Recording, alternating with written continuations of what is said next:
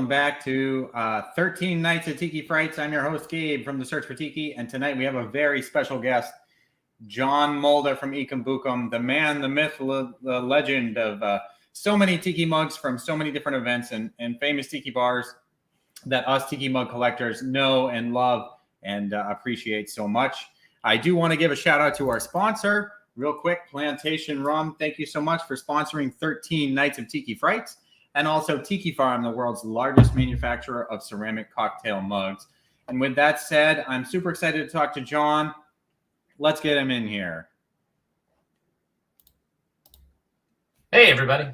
How's it going, John? It's going well. How about yourself? It's so good. Thanks for joining us on 13 Nights at Tiki Frights. I know last night you saw me first in the Gimme Gimmes. How was that? It was great, man. It was a lot of fun. I have always enjoyed them and had never had a chance to see them. So it was great. It was super fun. The weather was wonderful. Are they local to Florida? No, they're out of San Francisco, but they have people, the drummers from London and like a bunch of people. So yeah, just came through tour. So we have a little place called Janice Live in town. It's basically, I don't know, the courtyard of these downtown buildings. So it's an outdoor event, but it's like kind of in the middle of all these 1800s storefronts. It's bitching. Okay. Yeah. So like you got a couple local stops there in Florida near you. They have ends. Yeah, Burn In. Mike has closed. There's a place in Sarasota called the Bai Ai Hut, which may be the oldest tiki bar in America. It was 1954. So I don't know. There's quite a few, really. So is that where Tiki Fever is? Tiki Fever takes place at the hotel. Yeah. So it's a little tiki bar in the middle of their parking lot. It used to be a Howard Johnson's from the 50s, and so the bar's been in operation full time since 1954.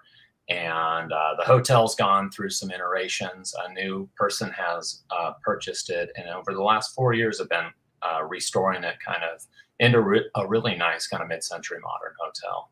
So yeah, Tiki Fever got canceled by Hurricane Ian though. Have they set the new date yet, or is it still kind of up in the arms? I think it's up in the air there. Florida has a season where like all the snowbirds come down from the north. From me, I'm from New Hampshire, so we're the schmucks that mess up your state. They're trying to juggle the dates so that they're not screwing up their high season for the hotel, kind of deal. But I've heard a couple of rumors of dates. So I know that the Tonga Hut was planning on flying out and doing a big room party. They did it last year and it was really successful. So we've made mugs for them. We make the mug for the event, and it's funny because we made 200 mugs, and I'm always like last minute. I'm never late, but I'm always on time. So we're making the mugs, the things coming in, and at the last minute they're like, just all the bands were canceling. They weren't flying out, and they were like, we just have to cancel. They were bringing out the Martini Kings and the Disastronauts out of Tallahassee, the Intoxicators, and a number of other bands. So they were just like, hey, we should just call it and really give everybody the experience they deserve when the time is right. That's a bummer, but kudos to them for making the call. Yeah. The hurricane put us behind schedule too. It was supposed to hit us full time, and we have our art studio is 4,800 square feet. And we have 10 people that work here with us. Holy smokes. But the building was built in the 30s, so it was aiming right at us. Everyone except for me was mandatorily evacuated. Our house and our studio is not in a floodplain. So like everybody had to head out and leave. So we lost about a week of work, and it just always puts us a little behind. We immediately had Circa Caliente right after that, which we did a couple of mugs for. And, it's always high holy tiki season, You don't have like an on season and an off season? We used to, like 10 years ago, right after October, we'd be just kind of, I like your mug, by the way. We'd be on kind kind of not hiatus, but like low gear from like October until March. Now there's no stop. No stopping. Yeah, it's crazy. Is that good or bad? You know, it's good and bad. You know, less free time. You know, when you work for yourself, there's no days off really. You know, so it's just, you know, it was fun to be able to rip off to Key West for a week and hang out. Like that's a little more limited nowadays. So. Wow. Yeah. Way to go, mug collectors. You gone and ruined everything. I would say it's nice to make art that people want, you know what I mean? So I'm very appreciative and humbled by that kind of stuff. So. Better to have too many people than not enough, right? Yeah, that's right. But that doesn't happen overnight. That comes from, has it been 15 years? When did you do your first event mug? Oh, wait, 2012 was our first event mug. We did about 2 years. We started making our own mugs, and then we started making mugs for people like Mahalo, Tiki, and a couple other people, some artists, Doug Horn and things. And then we got our first event mug in 2012. And it was kind of corresponding at the same time that Monk Tiki backed away from everybody. And so we were like, kind of like the only people, Danny Gallardo and myself were like the only people that were set up to produce kind of like mugs at a certain quality at the quantities that events needed. So it was just kind of fortuitous for us. This is something I don't know. So like I know Tiki Oasis, Otto, Baby Doe doing the Tiki events. And then, you know, obviously Tiki has kind of picked up. Tiki's gone in and out of fashion over the years, but were there Tiki events before like Tiki Oasis, or is that still a relatively new concept, having a Tiki event? I think that in modern Tiki, Tiki Oasis, the Hukilau, they both started around 2000. And they were kind of the big purveyors, East Coast, West Coast kind of deal. You know, the East Coast were the Hukilau, which started up in Atlanta, and then Tiki Oasis started in Palm Springs for the first couple of years. Oh, really? Yeah, I didn't know that. Yeah. Why is it not in Palm Springs now? I mean, obviously there's Tiki Caliente. You know, the hotel, the Caliente Tropics, was an old Tropics hotel, which there were a chain of them, and you know, Tiki themed, and so it was just a natural place for Otto and Baby Doe to do that.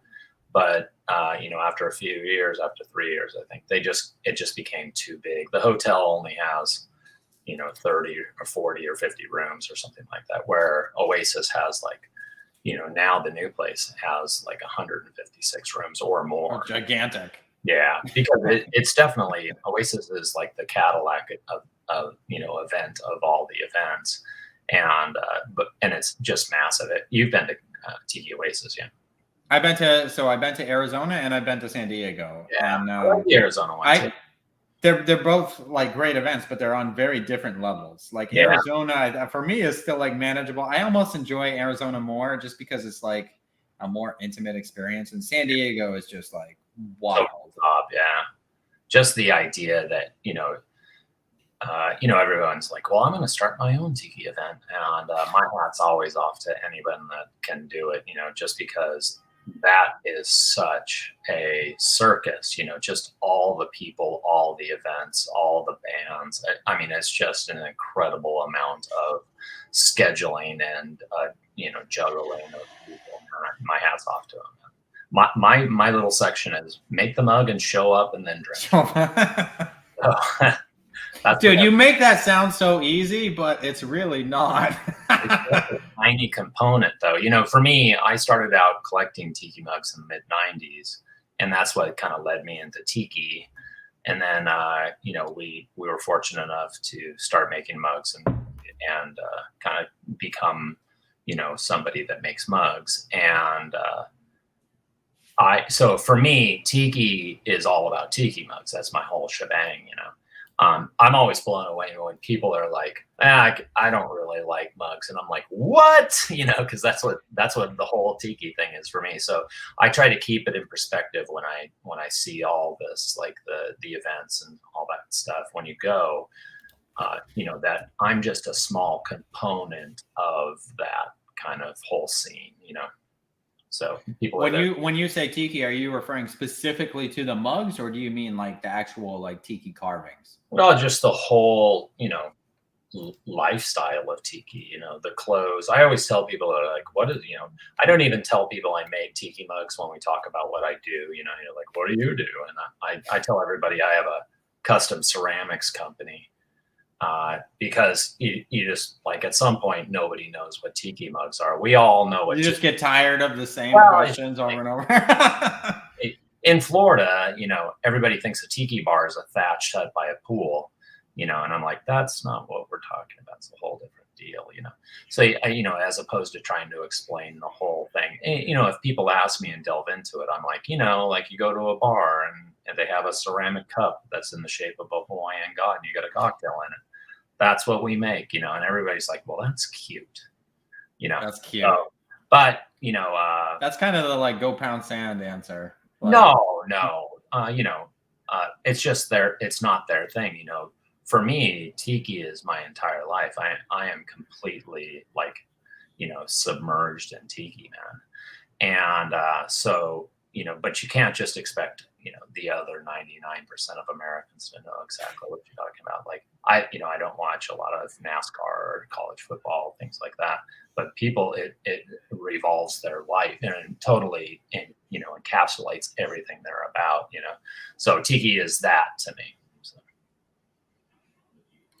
I always tell tiki's got a way of just like consuming your every fiber and being. I don't know what it is about tiki, but like the people that start collecting, like, there's always a segue that gets you into mugs, and then the next thing you know, like, you're draining your bank account and you're buying all these Eekum Bookum mugs, and you're wearing aloha shirts and you're going to these tiki events and in states that you never thought you'd imagine visiting. I'm remodeling a little house here in Florida. We bought a little 1924 cottage when we moved down here, and I'm remodeling it and, like, I took it down to the studs. I'm completely rebuilding it. I'm trying to do all the work myself and serving as the general contractor. And, the goal is to not have any tiki inside the house at all, right? Because okay, it's just overwhelming. I have a bar. I'm going to have a standalone bar outside on the property, and that's where all of my tiki will go. But, like, if you're not careful, every room will be filled with tiki. So and it's a little bit of a false narrative. I do have a 5,000 square foot warehouse full of tiki stuff. So, so your house, by comparison, you can afford to, but what do you fill that space with if not tiki? Well, I'm an artist. I've collected art my whole life. Being an artist, I have a very kind of specific design element. You know what I mean?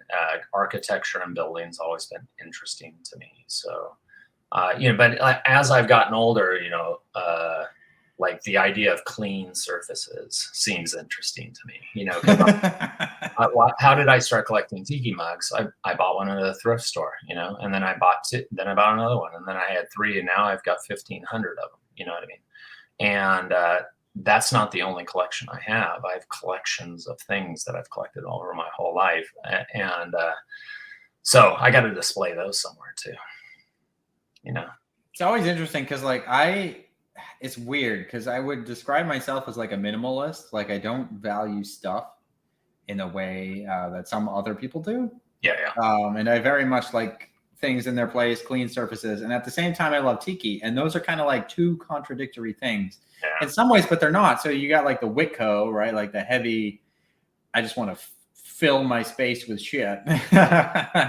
and then you have the mid-century modern, the sleek lines, nothing's out of place. Everything's very intentional, and kind of like balancing those two. I think, when my bar is set up, there's two kinds of tiki. There's the clutter tiki, like there used to be a bar in California called the Bahuka, right? And you would go into the Bahuka, and it was just jam-packed full of junk, right? It was like you almost had to, like, move through the kind of, like, stuff hanging from the ceiling and get to your booth. But then, so that's like the junk-filled tiki. And then you go to the Mai Kai, where it's all, designed and architecturally built into the place, right? So that's kind of like high tiki, right? So my style is kind of a mixture of both, where I love to have the high tiki, like the roots underneath all the carvings and the Danny Gallardo does tiki bars that way. I consider Danny kind of high tiki, where he does all the woodworkings and make it look like ship interiors and things like that. But then you just fill it with junk, you know what I mean? So I like a little bit of both. I have a pretty extensive collection of tiki stuff, carvings, collector type of things too, not just mugs. So Danny's got a way of like creating tiki that's not how do I say this? It's very like, it's cool, but also respectful to the culture. Like he's putting his own twist on things, but it's also like he understands the significance and the importance behind the carvings that he's doing. Yeah, and I think his bar building as well. I think it's always kind of very well thought out and not necessarily minimalistic, but like everything, it's intentional. You know what I mean? So I always appreciate that in a bar. So rustic. Dare I say rustic? I think that, I don't know. I love when he does the kind of like the nautical, like where he pickles the wood, makes it look like the inside of a ship, and just all those kind of elements.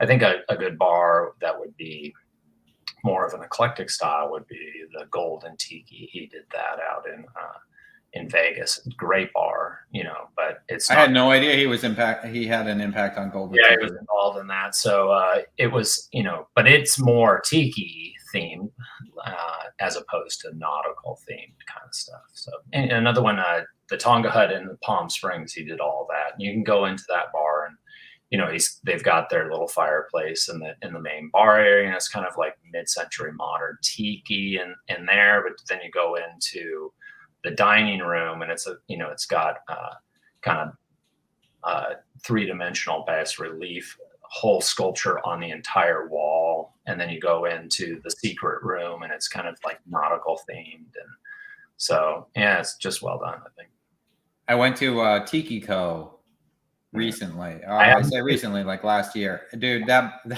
bar is awesome. I know, like he had an uphill battle because he started working on it during COVID. Oh, and obviously, like bars, their budget went from this to this basement yet. Is that up in Bakersfield you're talking about? Bakersfield, yeah, California. Which I wouldn't necessarily have otherwise gone to Bakersfield, but I guess that was kind of the point, like creating a destination in Bakersfield where there was no other, similar bar. But that place is insane. He did awesome. In regards to like, I don't even know if I know the answer to this. Like, Danny Gallardo and you, did you start getting into tiki around the same time? That's one of those things. I was in the Army from 1983 until like 2016, on and off. I had some breaks in services and worked as a Department of the Army civilian, flying and teaching helicopters, and so I got into tiki in the mid 90s, but I wasn't in the scene, as Danny has been in Southern California. So even when I jumped on, in 2010 and started making mugs, I've been collecting tiki for 15 years. But at that point, I started, I probably went to my first Hukilau in 2006 or something like that. And, it's that deal where, you're just considered like a newcomer because I wasn't hanging out in Southern California doing that. I was out and about. But Danny's been in the scene forever. So I do think there's this, like, correct me if you disagree, but with ceramics, like ceramics is hard. It's not easy. And so sometimes when like newcomers come along and they're making ceramics and they're like, hey, I'm going to make tiki mugs. I think the general reaction of the tiki community sometimes is like, yeah, okay, like you're gonna make tiki mugs, okay, and then some of them make it, but the vast majority of them probably don't. It's harder than it looks. I think that it's one of those things. I'll tell anybody how to make ceramics. You know what I mean? If you call me, I'll tell you everything I know about it. You can come to the shop. I'll teach you. I've held seminars on it, and people are always like, "Aren't you worried they're going to take over tiki mugs?" And I'm like, "Well, it's such a pain that no." It's a process, man, and you have to have equipment. It's not like you can just do it in your kitchen. I mean, it's a real thing. I run 4 kilns. I got 2 spray booths. I get, like I said, it's quite a process. I started in my garage. I made my first tiki mug on my dining room table, and I poured them in the garage, and I would go to a local ceramic shop. We had them in army bases. They had like craft shops where like army guys could make art, and they always had ceramic things. And so I would go in and run their kilns for them, and as a volunteer, I'd get to run my own things, kind of deal. And but if you think you're just going to come in, and then once again, if you can do it and you're good, there's plenty of opportunity for all of us. You know what I mean? My hat's off to you. Yeah, dude, I think it's definitely one of those things where like maybe some people get into it for the money because you see 500 mugs sell out in 30 seconds, and it's like, oh, hey, that's a good way to make money. And then when you actually get into it, it's like, no, wait, actually, unless you're really passionate about tiki, there's no way you're going to stick this out because just making it is hard. Making 500. I had a friend, ceramicist, and we were doing Oasis, and he's like, "Hey, just to let you know, I'm gonna try to take Oasis contract away from you. I've already talked to Otto." And I'm like, it sounds awesome, but unless you've ever made 600 mugs, don't try to take it over next year because it's harder than it looks. I'm like, start out with somebody doing 50 mugs for somebody and then see how it goes. Build yourself up first. I always say like being able to make art in ceramics it's not impossible. People can do it. I did it. And but to make 600 mugs and have number 22 and number 328 and number 477 look exactly the same and have them to somebody in on time, it's quite a deal, man. You know what I mean? For us today, like we have, off the top of my head, Henrik from Van Tiki with his Tiki Technical Tuesday videos, huge resource. There's a lot of resources available to us today in terms of learning ceramics. Sure. That may not necessarily have been available to you when you started doing ceramics. So like, how did you figure out how to make a tiki mug in the first place? Well, I've always been an artist. I've always made art, and so like I've been around art my whole life and made art my whole life, done ceramics and things like that, But like when it was mold making time, I had a library book from the Amador County Library that was how to make molds, and it was probably made, and the book was probably made in the 60s. It was like some old lady and just terrible photography, and I read the book, you know what I mean? Now I always say, like, if YouTube existed when I was like 16 years old, I feel like I could run the world, man, because you can go click on YouTube and learn how to do anything step by step, It was much more difficult to actually try to read and interpolate books back in the day, for sure. Wait, what is a book? Right. Yeah. What I don't know what that is. I just I'm trying to learn, kind of like everything I can about Don the Beachcomber right now. I just like ordered a Don the Beachcomber book off of Amazon, and I'm like reading through it. Oh, really? You hear stories, you read things, but it's best to go in and really kind of learn the history of it. Like Martin Cade, I don't know if you've ever chatted with Martin Cade before. Yes. That guy's a wealth of knowledge, and like he goes in and does the research. He flies out to people's aunts' houses and talks with them about stuff and does research. Not a lot of people are doing that kind of thing. So a lot of hearsay. So it's nice to be able to talk intelligently when asked a real question about things. So But it's on my nightstand. I read a little bit of it every night. I just like go to sleep. Are you excited for the shameless plug for someone not related to this, but the Dawn of Tiki?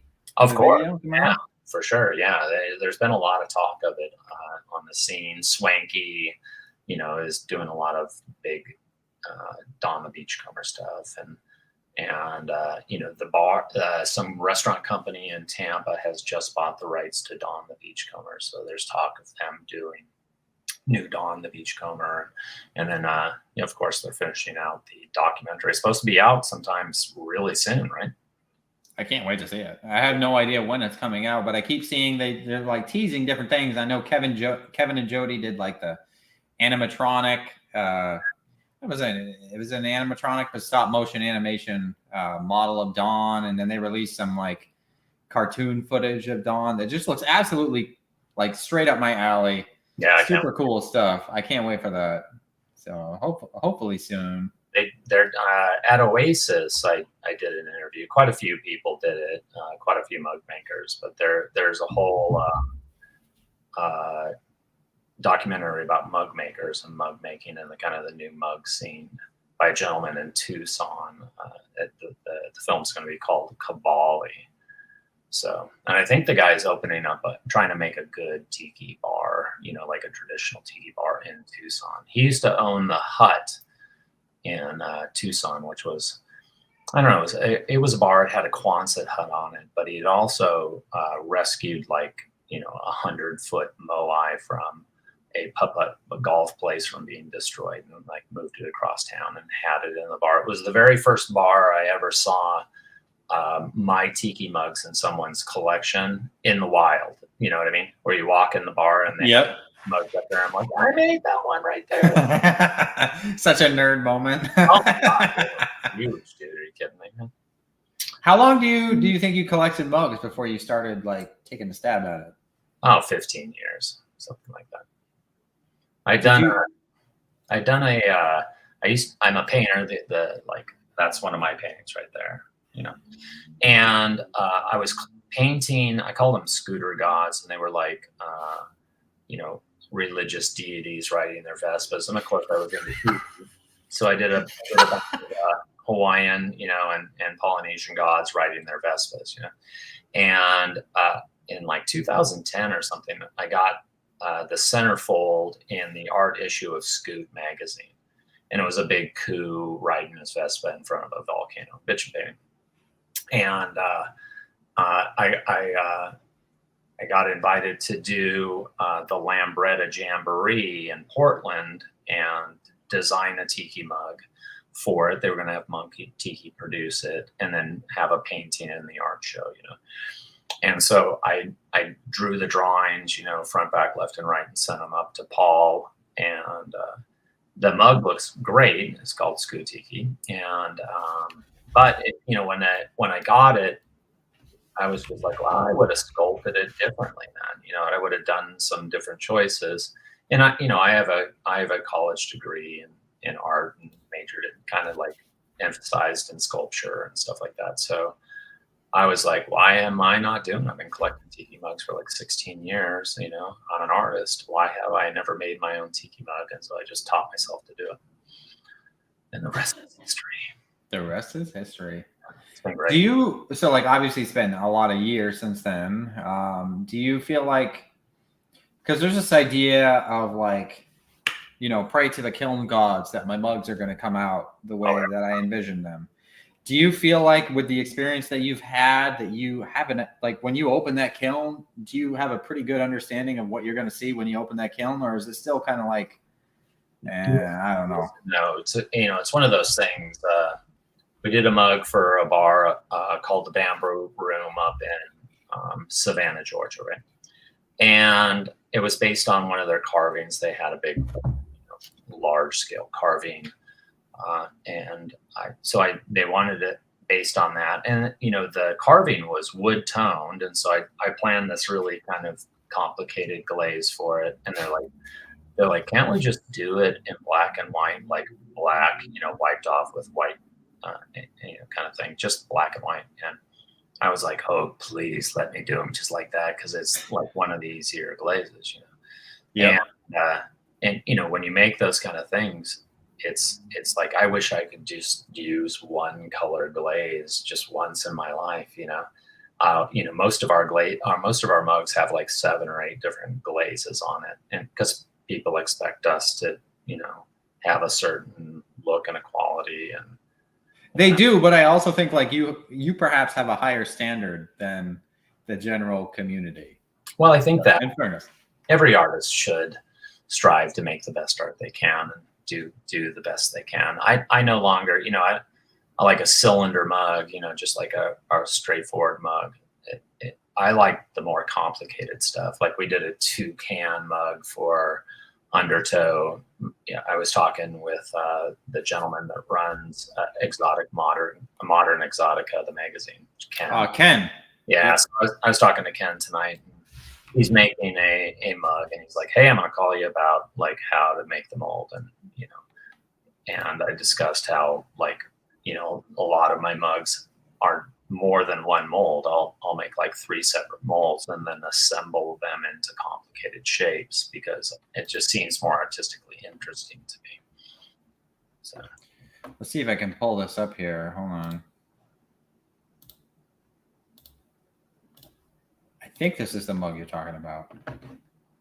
yeah, that's it right there. The Temple Toucan. Yeah, so we pour. How many molds is that? Just 2, but you know, we pour the toucan separately. The feet are actually part of the body mold, and then the whole bird itself is poured separately and then attached.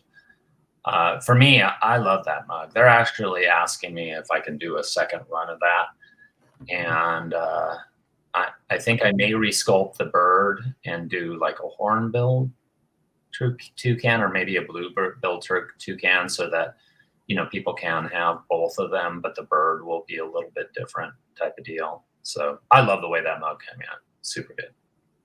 Do you, so for like these bar mugs, do you keep the master molds, or are a lot of those like scrapped and repurposed? You know, like I said, we've been doing it for like 12 years, and I don't have some of my molds. When I make a mold, you know, it's when you first make the mold, it's the best it can be. It's from the original sculpture. The lines are nice and tight. It's perfect, right? And so I try, and then you take that mold and you make what's called a block and case mold. I use silicone to do it. And so you make silicone molds of your molds, and then you can pour production molds from that. So like for the Oasis mug this year, that was 3 separate molds. There was the hat, the body, and the shot glass, right? And to do 600 molds, mugs, I made like 40 molds. So I could pour, because you can only pour 2 mugs a day out of 1 mold because of the water saturation. So you know, that means I can only make 80 mugs a day, that type of deal, right? And really, when you're like, I always say like we did 600 mugs for Oasis, but we really made 1,800 mugs because we had 3. Are you like what's the word? Is it masochist? No.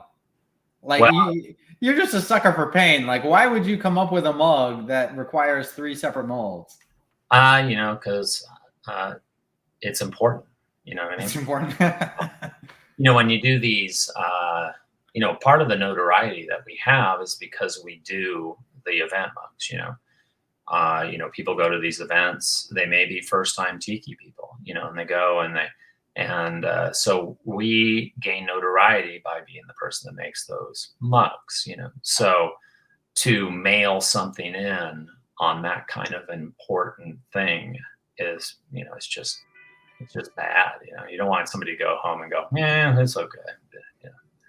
You know, you want somebody to go home and be wowzerfied by it, you know.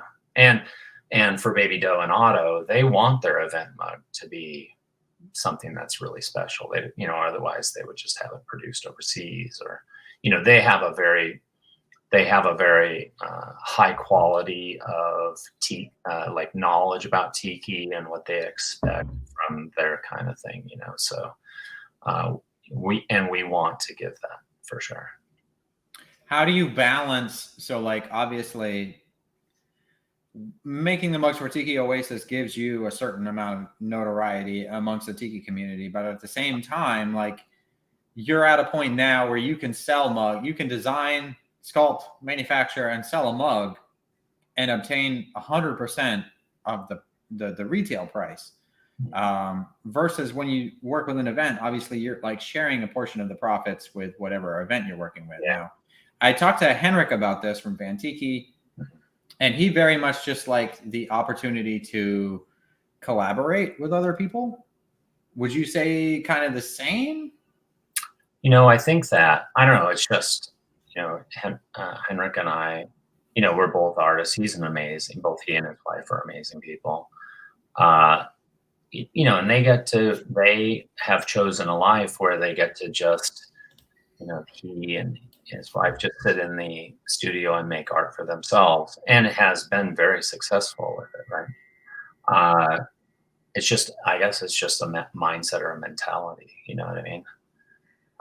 It sounds awesome, but I love just kind of being the guy that makes the thing, type of deal.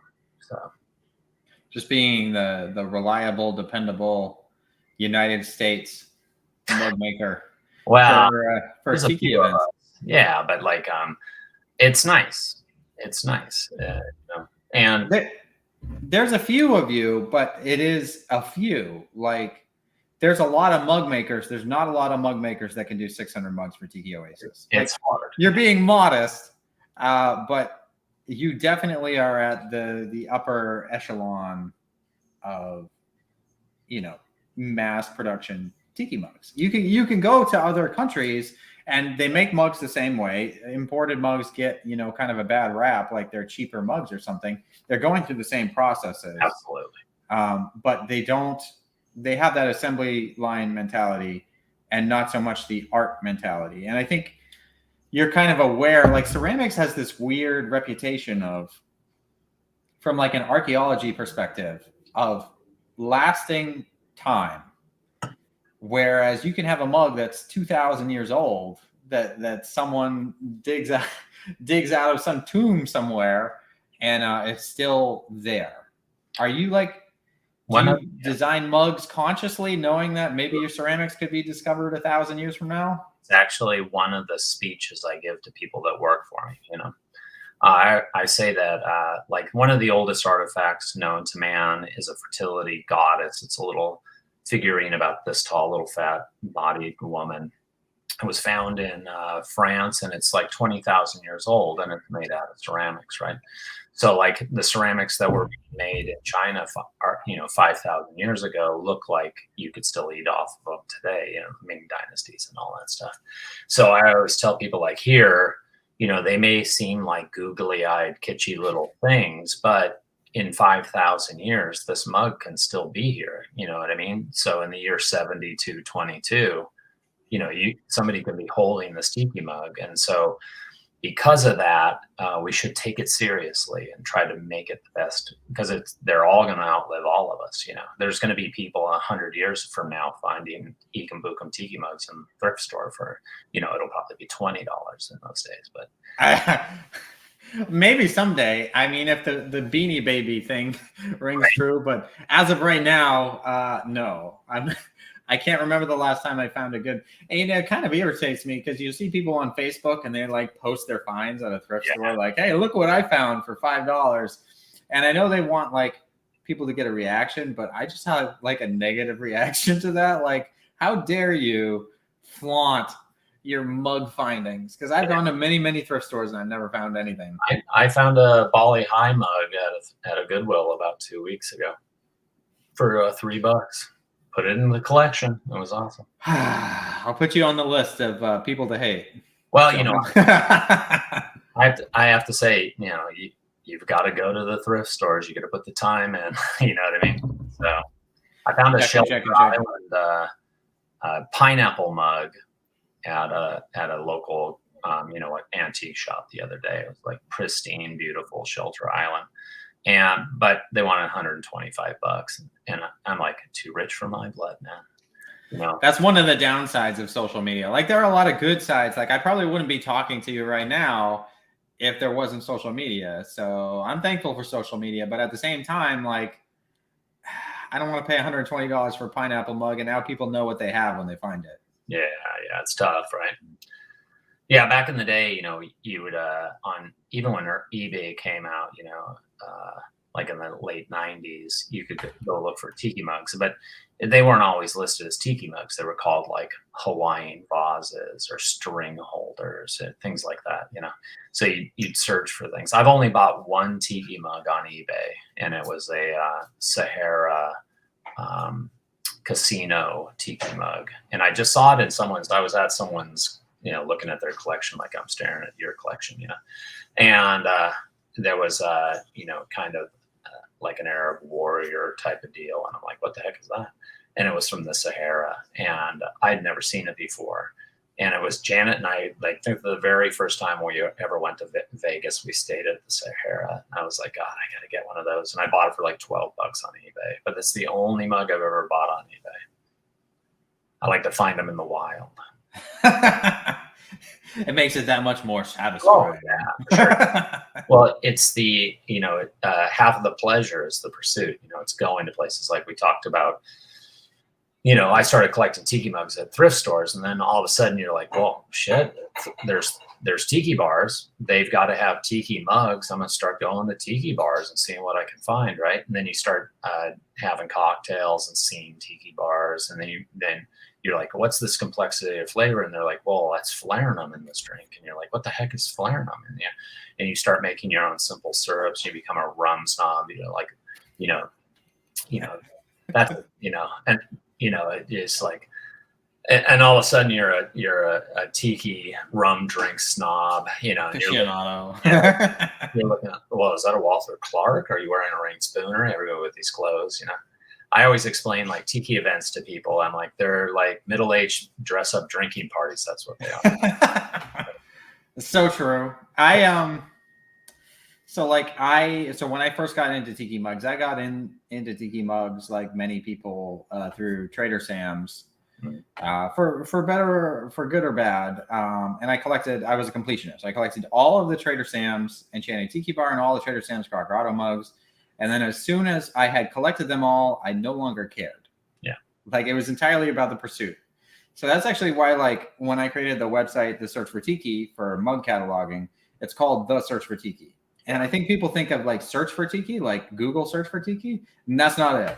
It's like the is unrealistically important because the search for tiki, it's the search that matters. Yeah. Not so much the tiki. It's the idea of like trying to find the elusive mug, the exotic grail that you can't find anywhere else. That's like so appealing to me as a collector. It's not so much about the mug, maybe.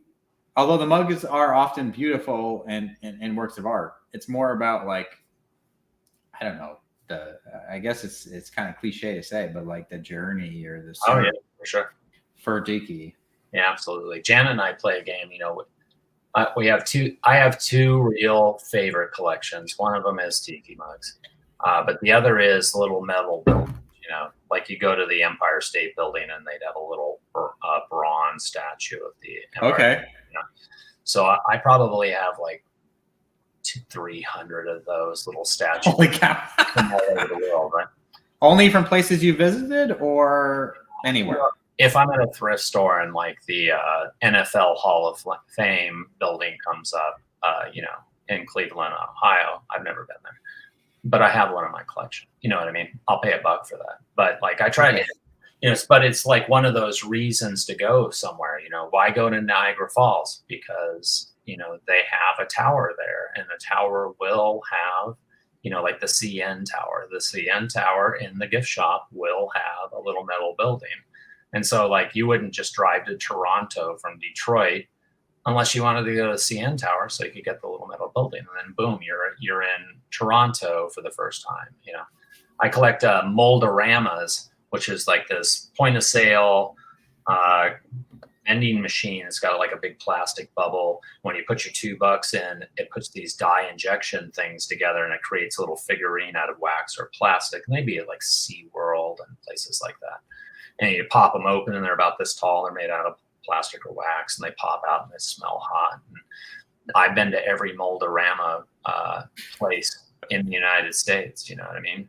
And places you'd never go, Dearborn, Michigan, and all these Brooksville, and all these places, and we only go just because they have Moldorama machines. Oh, really? Here in Moldorama, so Moldorama, look that stuff up because it's so bitchin', man. Yeah.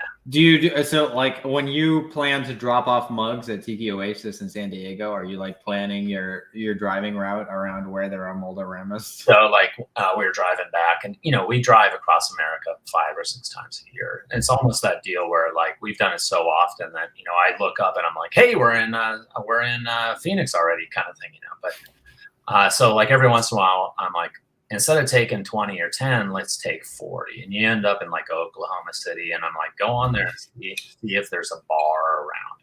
And there, I don't know, 5 or 6 years ago, we're going through Oklahoma City, and in Tulsa has a tiki bar called the Saturn Room, right? And Saturn's a great drink, a gin-based drink, right? And it was 2 hours out of our way, and I'm like, call them up and see if they have a mug. And they had a General Mao mug that was made by Tiki Farm, for a drink that was on their menu. And he's like, oh, we only got like 2 left. And I told Jenna, I'm like, tell them, don't sell one. 2 hours, and we drove to Tulsa, spent the night, drank at the Saturn Room, and got a mug. So absolutely. So like obviously you've made Lord knows how many mugs at this point, but are you still like excited about Tiki, or is it kind of like work at this point? I always thought I'd grow up and be a famous painter. But when the Tiki thing went off, it just became all consuming. And I miss painting. I miss being a 2-dimensional artist, but making mugs is artistically satisfying. You know what I mean? Because I get to make whatever I want. I get to do complex and hard things. You get the satisfaction of seeing people appreciate the things that you make. You know what I mean? We'll go to these events, and people will bring things. They're like, I brought one of my mugs. Do you mind signing it? And they'll come up and they'll pull out a mug that I made 10 years ago. You know what I mean? That I might have only made 20 of. And, and I was like, oh my gosh, I don't even remember I remember making it, but it was 10 years ago, and you just kind of like almost forget those things, and you look at them when you make mugs, they're a labor of love. So they're a lot of work. And so by the time you're done with the process of the whole sculpting them, making the molds, making them production molds, pouring them, cleaning them, firing them once, glazing them, packing and shipping them, you almost have a disdain for them. You're like, oh my God, I can't wait for this mug to go away. and then as an artist, you always see the things that you should have done or could have done better in them, right? And then 6 months later, somebody will whip one out, and I'm like, oh my God, that's amazing. You whole new view. You're kind of surprised by yourself. Yeah, you're like, crap, I made that 6 years ago. I'm pissed off about this mug, but I'm better than I thought I was. You get a little separation from it, and then you get to appreciate yourself.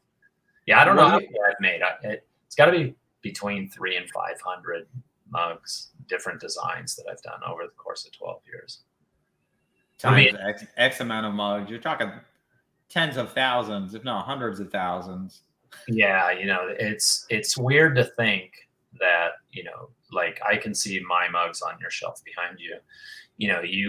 I always say like art kind of carries IC.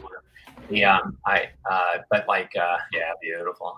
Need it. I love the UnderTow ones. Those are 2 of my absolute favorite mugs. I love those UnderTow mugs too. Yeah, for sure. But like, I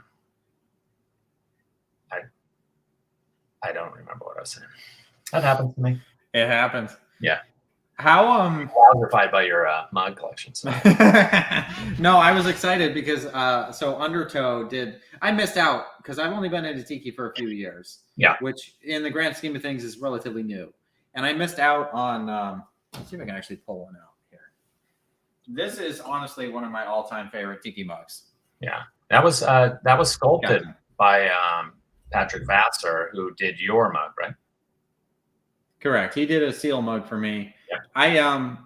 I think what I love about this mug is that the glaze is not necessarily complicated. It's a rather simple glaze, and yet this mug is like a complete showpiece. It's something that you would never expect to see.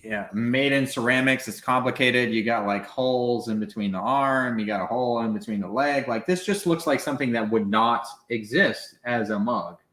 And honestly, it was one of the first things that made me kind of think, wow, this is art. This is not just about, kitschy tiki bars, drinking cocktails. Like there's multiple levels of this.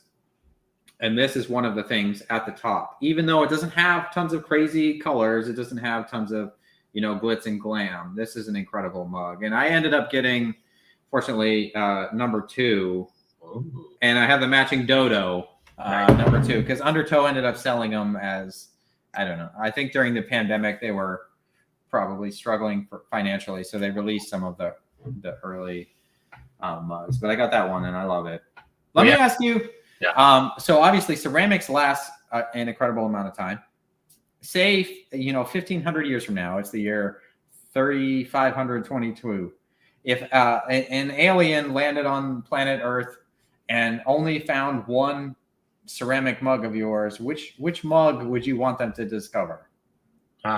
You go through phases. I think that one of my favorite mugs I've ever made was the Mahalo Tiki Shrunken Shriner. I love that mug still today, and it was one of maybe my 3rd or 4th mug I ever made. I saw somebody walking around. I made a puffer fish with a little captain hat on years ago. And somebody was walking around last weekend drinking out of that one. And it was just like the perfect mug, It's one of those, the size was right. The design was right. It was beautiful. I don't know, that last Oasis mug, I think still one of my favorite mugs. I loved it. Just aesthetically, it's beautiful. With Oasis. Is that the green one? No, the one with the hat where he's playing the drum between his legs. Oh, okay. Yeah. And it was like a removable shot glass, kind of like a beatnik kind of. Yeah. So they that's one of the constraints that you have with Oasis is that you always have to theme the mugs, I don't know. It's a tough one, man. It's a tough one. I don't know what I would say. Let's do a quick giveaway. And then I got a couple more questions for you. Let's see if I can get sponsored by the Black Lagoon Room. Let's choose a. So we got a swizzle stick. Whoever's going to guess this correctly will get a Black Lagoon Room swizzle stick. And they're also going to get this pin. See if I can get it into focus. There it is. Beautiful. Drinking from a coconut mug, a little ghosty Halloween antique designed by Pete Clockout of the Black Lagoon Room. Here's the question. I've been drinking out of this mug all night. It is a cocktail garnish bird. So it's like would you call it a parrot? I don't know. Made out of cocktail garnishes. You got the cherries, I would call this an orange, pineapple. What event was this mug sold at? The first person to answer correctly in the comments, you're going to take home a Black Lagoon Room pin and a swizzle stick. And I'll watch the comments. But in the meantime, John, designing that event's mug right now. It's going to be a Cobra Fang style mug. So. Ooh, exciting! Cobra Fang. Does that mean like the snifter glass? Is that what you mean? It's like the classic Cobra snake around the outside of the mug. Danny did one for Tiki Tea. I did one for Forbidden Island. So. That's exciting. That event is I think it's the end of January or the beginning of February, somewhere around there. I gotta think it's in December. I don't know. I don't remember. Maybe. Jonathan Chaffin's going to be he's one of our guests on the later broadcast in a couple days. Super nice. Horn Clay. So he's a super nice dude. Okay, so we got a winner. Oh my God. Whoop, Dennis Grant. Congratulations. The correct answer was Inuhele, which is a tiki event. It's one of the only tiki events on the East Coast in Atlanta. And it happens during the wintertime, which is nice because we like to do tiki events 365 days out of the year and not just in a short window. So, that's the last time I saw you, right? Yeah, it was. Yep. I saw you. And dude, you terrified me during that event. Oh, give me because I was so ugly. I guess. No, it was because you were so ugly. So I got one of the mermaid mugs. Oh yeah, yeah. Which is, I love that, was it Bobby by the Sea? yeah, Bobby. Yeah. With a little, it had a bobblehead mermaid head and a mermaid with a seashell, and the seashell is what you drink out of. And I can remember I got into line, and you were like, proud of the durability of your mug. So this mug that I was about to purchase from you, I mean, I'm sure if you broke it, you'd just give me another mug, but you took it and you like banged it on the desk. Like, don't worry about breaking this. This is so built to last. I can just slam it on the desk and it's going to survive. And it totally did. People are always afraid, they handle them like they're in the Smithsonian, and I'm like, they're supposed to be drank out of. Their stoneware. You can put them in the dishwasher and microwave stuff in them, and they're meant to be used. I wouldn't throw them straight at a concrete wall, but you can. I mean, they did survive the kiln at like 22,000 degrees. Eel melts at 1,500 now, and they're built tough. I always say, what do you? Tough, yeah. When you're making mugs, mm-hmm. Okay, let's just take this one for example. I don't know what the official name is, but cocktail garnish bird sounds. Yeah, good to me. Yeah. What are some of the things that you do to make sure that this survives the stand of time? It's stoneware. There's 3 types of ceramics. In a nutshell, there's earthenware, which is low fire. There's stoneware, which is this, and there's porcelain. Porcelain's the hardest of all. And that's why they make porcelain teacups, because you can pour them super, super thin and light, but they're still super hard. So stoneware is kind of like the most durable, normal day use thing. So you just pour them, the best you can, and glaze them and make them good. Make them so. I have 3 rules of tiki mugs, right? Okay. Number 1 rule: it's got to fit well in your hand. Nobody likes your mug to get all sweaty and then drop out of your hand. Not too big, slippery, or whatever. Rule 2 is ice has to fit in the top of it. There's no, you're not going to run to Sonic and buy Sonic ice every time you're going to make a drink, right? And rule 3 is it shouldn't be so big that the ice melts before, the ice melts before your cocktail's gone. There's a big tendency to make all these mugs that are huge, and in turn they're like 38 ounces of booze, So I like to make mugs that are, 16 ounces. A rum barrel should be 20 ounces, a regular drink 12, so like a good 16-ounce mug is good. I think that's perfect. I think a Mai Tai glass is like 15 ounces. So yeah. That's right within the ballpark of reason. Yeah. When you make event mugs, they're almost like trophies. So you gotta go over the top, or people feel like they got cheated. They're like, what the heck is this little thing? There used to be a mug called a Mainlander. It was a bar up in Massachusetts, and it was like a big tongue kind of tiki mug maker, kind of like an Ed Crispin style mug. And you'd seen them online and stuff, and I'd always been looking out for one, and I finally found it at some antique shop, and it was like 8 ounces. It was like this big. It was like an orange juice glass, but in my mind it was like this big because I'd only seen pictures of it online. And you're like, if a bar whipped out this for like a $12 drink, I'd be pulled off, man. You know what I mean? I'm a professional drinker. That better be all alcohol, So it's just funny, man. I think it's Frankie's Tiki Room had a mug called the Bearded Clam. Yeah. And it's this lady with giant knockers on this mug with like a palm tree. And they sold it for a few years. And then all of a sudden they ordered more of them, and they arrived, and it was like twice the size of the normal Bearded Clam. Now it's a rare mug because like people want the weird exclusive Bearded Clam mug. But I can understand being a bar, like you get a mug that holds 26 ounces. It's like, what are you supposed to do with that without having guests that are upset? There's a bar down in San Diego called the High Dive Bar, right? And they have a big carved tiki out in front, kind of big palm tree root ball one. And Tiki Farm made a mug of it. Perfect. Turned out great, but it's like this tall, And you can buy a Mai Tai in it when you buy the mug. But like the Mai, it only fills up like the bottom like quarter of it, right? So I buy a couple of them over the years. I'm like, just top it off with a Pilsner and you can treat it like a shandy, like a Mai Tai shandy, you know. But you're right. I mean, you got a business in the booze world if you tried to fill those mugs up all the time.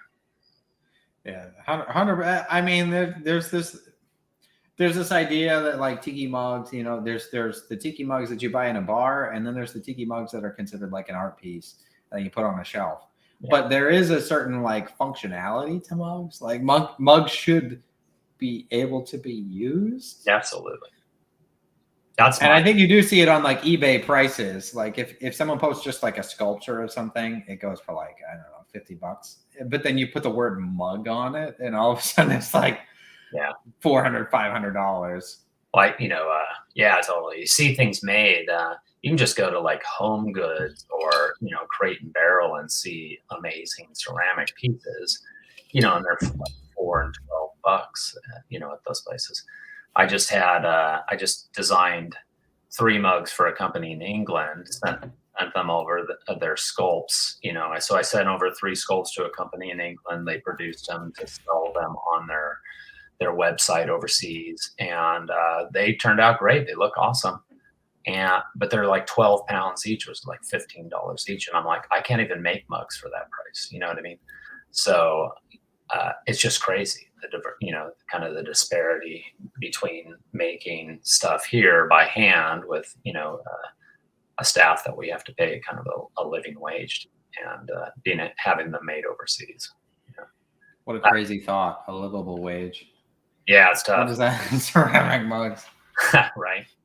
Well, you know, it's one of those things where you have to pay people so that they can stay and work for you. I have people working for us right now that we've been with us for 5 years now. You know, and it's a skill, so you train them to do it. You know, you can't just keep rolling through people type of deal. Let's do one more giveaway here, because I want to be respectful of your time. Yeah. We're gonna give away a Kim Bang swizzle stick. I love that. She's an incredible artist. Yes, she is. So it's got a little spider web and a hanging spider. And then we're also going to give away some cocktail umbrellas from the Tiny Umbrella. 20 hibiscus umbrellas. They're more than your conventional cocktail umbrellas. That's bitchin'. We're going to give them away.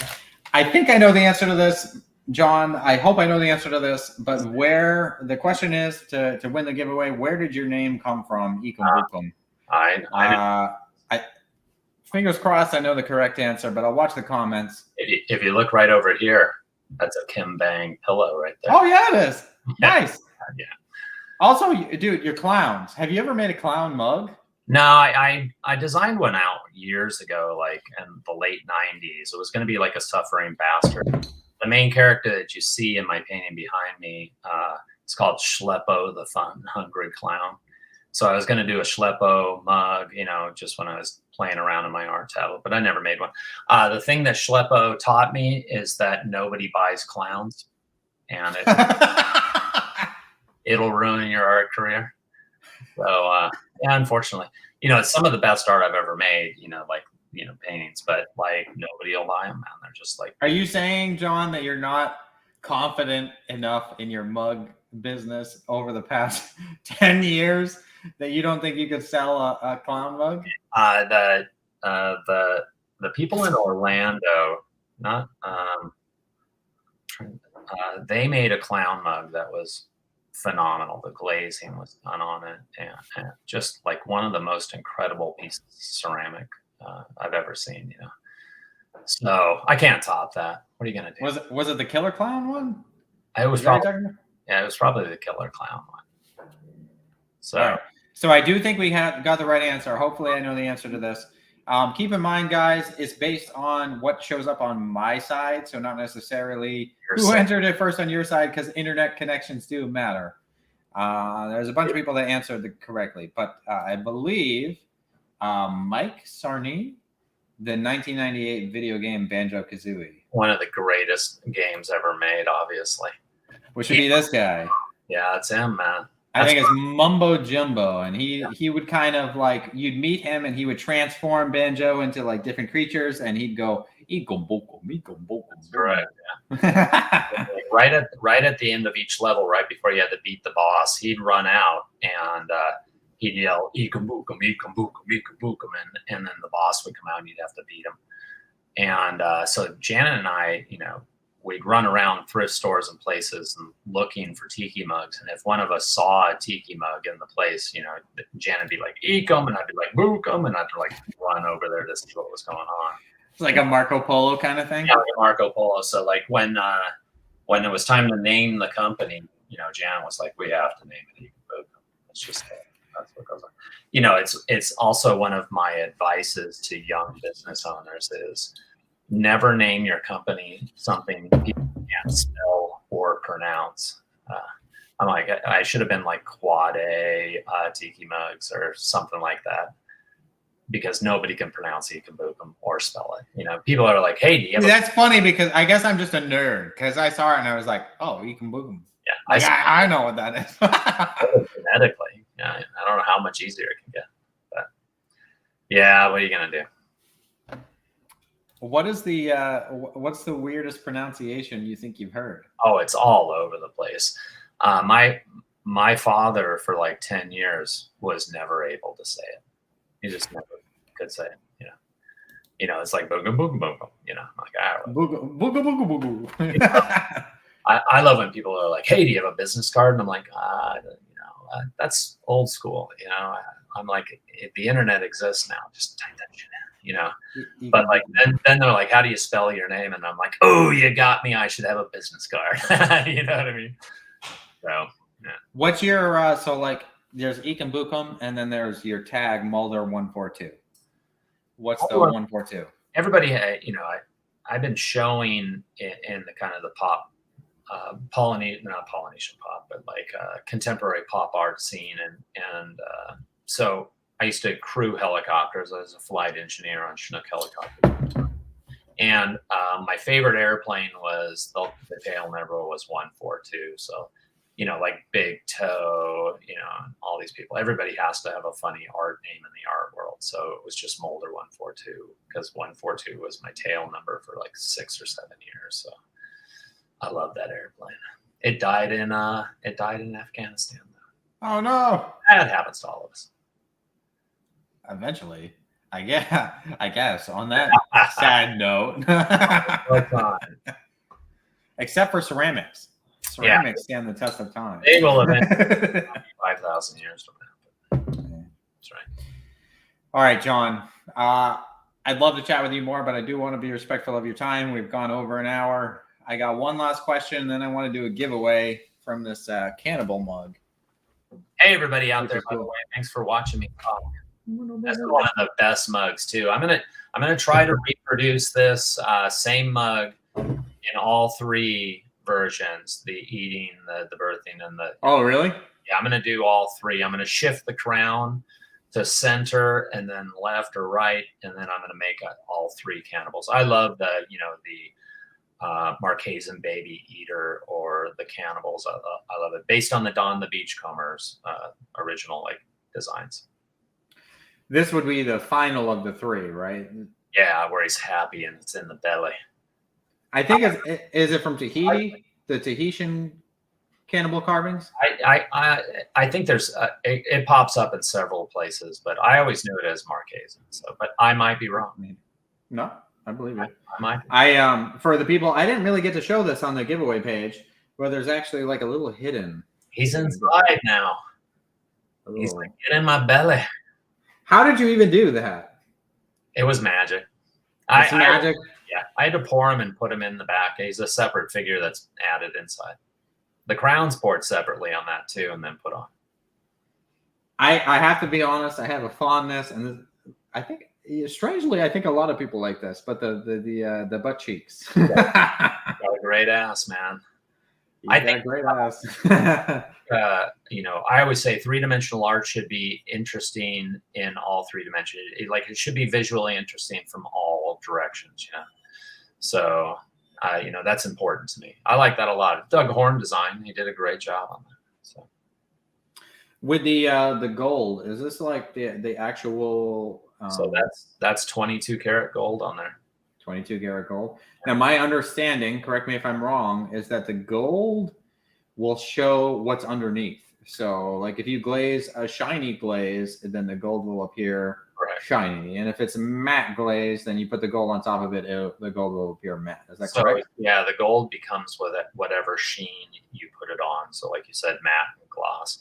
Also, you know, the whatever color glaze underneath kind of tones the gold a little bit, so that has a little bit of a brassy look to it, like an antique gold. I've painted that, you know, I put that gold on top of what's called Turkish amber, like an amber color to give it that color. If you do it on yellow, it's brighter. If you do it on black, it turns real brassy.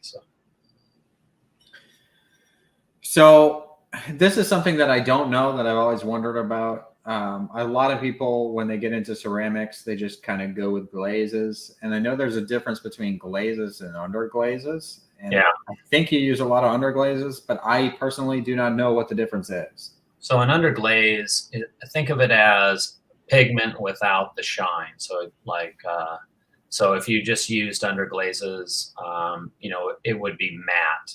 And they're really they're called, you know, they're essentially slips. So their slip is like a little bit of clay mixed with color, right? Or slip is just liquid clay, but if you mix a color with it and paint it on things, it becomes an underglaze. Like the one that the parrot, you know, I used like 7 different underglazes, but I never leave my stuff unglazed. Like both of those I used underglazes on, but I glaze over the top of those with transparent glazes, satin glazes, gloss glazes, things like that.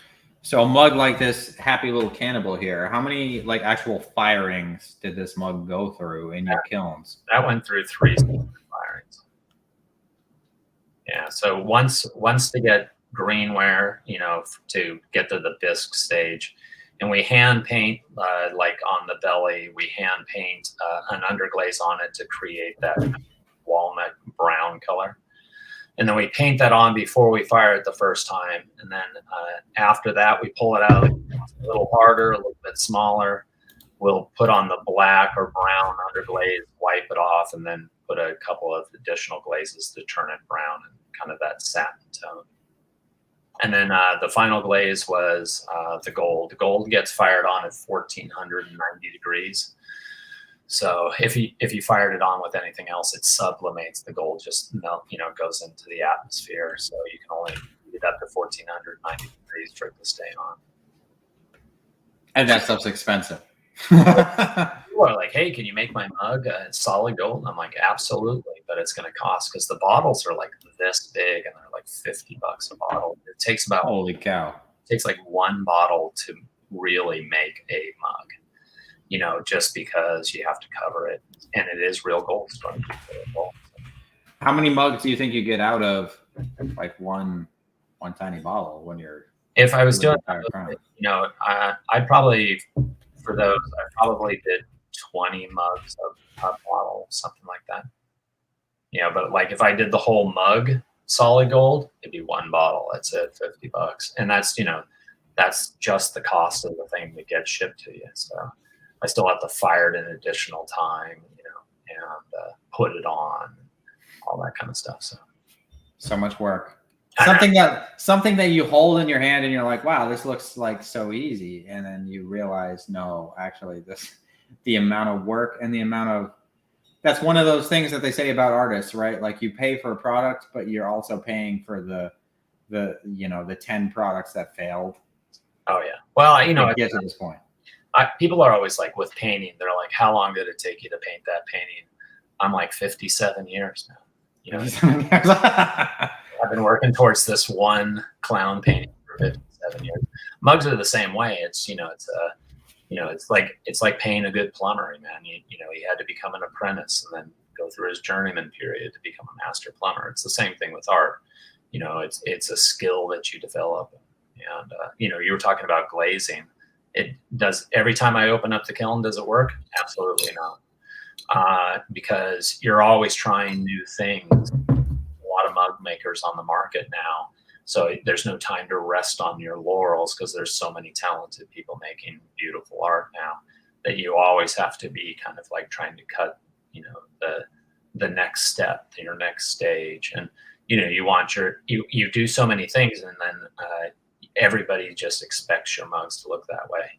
And one of the hardest things over the pandemic is, 1/3 of the things that I used before the pandemic are no longer available, or their formulas have changed. So you get something and you can't get it for like 9 months, and then it shows up and you use it in a way that you normally use it, and it doesn't work because they've changed the formulation, because they can't get the material out of the whatever, the strip mining and the talc, or is it talc? I mean, Something about glaze, like all the glaze is messed up, and now it comes with like a warning on the box, like test this before you use them. No, that's one of those things. There was a pretty famous mug maker, and they would make these mugs, and I'd been to their shop, and I knew what stuff they were using. And when I first began, people were like, "Well, can you do this glaze?" And I'd look at it, and I'd be like, "Well," I knew that the people were using not food safe glazes to make those mugs, and they were using them on the outside of the mug, not where the food touches. But it's one of those things, like if somebody found out that we had used like non-food safe glaze on a mug, it'd be the end of your business, And I would always say, just like, "Nah, I can't do that mug, man. I can't do that glaze. I wish I could. I don't know how they make it." It's that deal. It's like, I always tell people, like, I don't know how they do it. If you can get them to tell me how they do it, I'll give it. Otherwise, I'll do my best to emulate a glaze that's in that style. Oh, geez Louise. The things we're better off not knowing. Right? Hey, kitty. Hey, kitty. He shows up at the end of every live stream. I don't know why. We were all sitting on my lap before the Zoom. So. All right. But it was awesome talking with you. I could talk forever, man. So if you know, right? let's give away a mug, and then I have one last question for you. So everybody watching, this is the Cannibal mug. It was designed by Doug Horn on Instagram. It was sculpted by John Mulder, who is joining us tonight, and it was manufactured by Eekum Bookum for Tiki Caliente, which is an amazing event in Palm Springs at Caliente Tropics Resort by Rory Schneider, I believe. And this is Tiki Caliente 13. Thank you all for watching. The event is sponsored by Plantation Rum and Tiki Farm. Plantation Rum obviously makes our awesome cocktails. And then Tiki Farm, Holden and the friends of ours at Tiki Farm are the largest manufacturer of ceramic cocktail tiki mugs in the world. So thank you for sponsoring this giveaway. And without further ado, the winner is Christine Liao. I don't know if I'm pronouncing that right, but Christine, congratulations. You have won the Happy Cannibal mug. That's a great mug, Christine. Glad you're getting it. Ken Ruzick was talking about yesterday making a cannibal mug for kids, or a cannibal story, like a children's book. He was doing like 2 years ago or 3 years ago, he was doing this whole kind of like the woman that designed the It's a Small World. Mary Blair? Yeah, Mary Blair. So it's Mary somebody, but like he was doing a real style, and I had developed a whole kind of like Polynesian children's story called How the Tuna Got Its Name, right? And I'm like, I want Ken to do the illustrations and write this children's book. And then the movie Moana came out, and it was almost the same story. I'm like, Disney ripped me off, man. Don't you hate it when that happens? Yeah, but Ken's a great illustrator. So I love it. Okay. Good, Kitty. 2 last questions for you, John, and then I'll let you go. Question number 1, do you have any advice for anyone who's looking to start not necessarily a career in ceramics, but they're just curious about tiki mugs and they want to get into tiki mugs? Do you have any advice? I always say collect what you're interested in. A lot of people like to, be judgmental about other people's tastes. Go to Trader Sam's, buy your Trader Sam's mugs, enjoy the experience. It's a gateway drug, you know what I mean? So, collect what you like. Don't believe the haters. That's what I always say. Don't believe the haters. Yeah. Social media is a blessing and a curse. Yeah. Right. You know, it's voice to everyone. Tiki's all about escapism, whatever that means for you. Yeah. You know, it's going to be a different thing for everyone. But at the end of the day, it's, you know, there's just this concept of putting work behind you, putting your troubles behind you, and just being able to be in the moment, disconnect, and enjoy time with yourself primarily, but also other people. My advice to inspiring artists is I have a sign on my art studio door that says art doesn't make itself. So you have to go to the studio every day and make art. If you want to be an artist, there's no excuse. Have your drawings out, draw every day. Nobody makes art but yourself. So I think there's also that saying, like, just strive for the 1% improvement, right? Like, if you try to make leaps and bounds, you're going to be disappointed in yourself, and you're going to give up. But if you just strive for that 1%. Yeah, just always being in the learning practice mode, for sure. All right, John, last question. What's next for John Mulder, and where can people follow you to keep in touch? You know, John Mulder on Facebook, Mulder142 on Instagram, Mulder142 on TikTok. I'm completely fascinated with TikTok now. It's stealing my life in a good way, though. But like, we have Inuhele coming up. We'll be at the Arizona Tiki Oasis. We'll be at the next Caliente. I always say I'll see you all at the next event. You know, people think that I live in California because they all see me out there. You know, but we live in St. Petersburg, Florida. So it's true. 2 Tiki Oasis events and well, actually 2 Tiki Caliente events, right? Tiki Caliente and Circa Caliente in Palm Springs. So even though you're not in California, you're there over a long period of time. So yeah, that's right.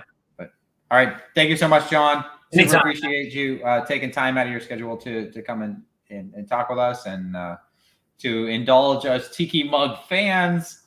It's been a true dream. Thank you so much for joining us. Thanks for having me on. And hey, thanks for the website.